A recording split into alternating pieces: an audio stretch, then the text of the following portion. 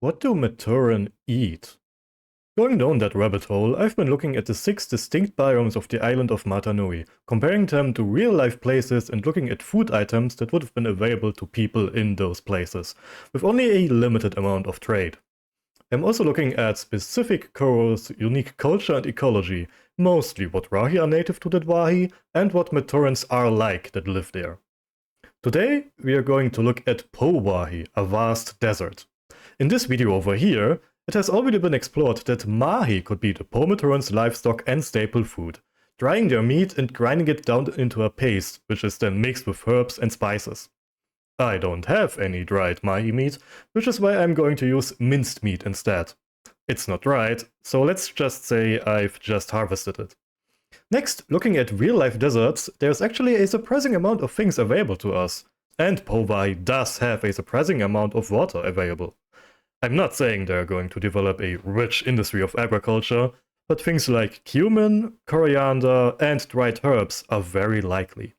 Also, with a few brotherly ties to Po Koro, a vast culture of miners, there might be the occasional addition of salt directly from the Po Wahi mines. This is already looking like the ingredients for a good meal, but I am going to make a few creative decisions. I know it might be a bit controversial, but I just can't imagine a desert society that has absolutely no access to any grain at all. So I'm going to get out some flour as well to bake a very simple and low-tech bread. One more thing I'm going to add are some dried leaves. These may be harvested directly in Po Wahi or could be imported from more green places like Ga Wahi or Le Wahi. With all of this, let's get cooking! At first, I'm going to take the flour and add some sourdough starter to it. This is just some water, flour, and a bit of yeast to speed up the process, but you could definitely make a sourdough with just flour.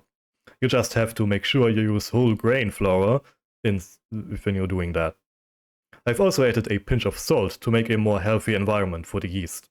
Putting that starter in, I'm mixing the dough, add some water if needed, and cover that to let the dough rise for some time. During that time, I get out the trusty mortar and pestle and try to grind down the meat even further.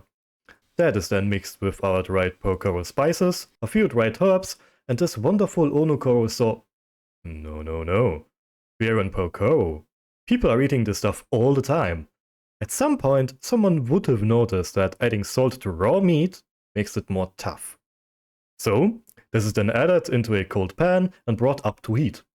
We start in a cold pan to allow the meat to warm up slowly and rinse all of its fat, lubricating itself. Once it starts to sizzle, we begin to constantly work it, making sure to allow no clumps to develop. Once it's done, we take out the meat and store it close to the heat so it stays warm. But we leave as much of the fat as possible in the pan. Into the same pan, we then add some of our dough, which has been rolled thin to roughly the size of our pan. Frying it on both sides, we create some fresh, warm Po Koro bread. Putting the meat into a bowl and adding some of the dried herbs for decoration, we serve. But wait, we still have these dried leaves. Well, what can you do with dried leaves? Correctly, you can cover them in hot water and wait. Sipping the salt into a small cap, we end up with tea. And this is it. Our Po Koro mahi meat with pan bread and a cup of tea. We thank Mata Nui for this meal and give it a taste.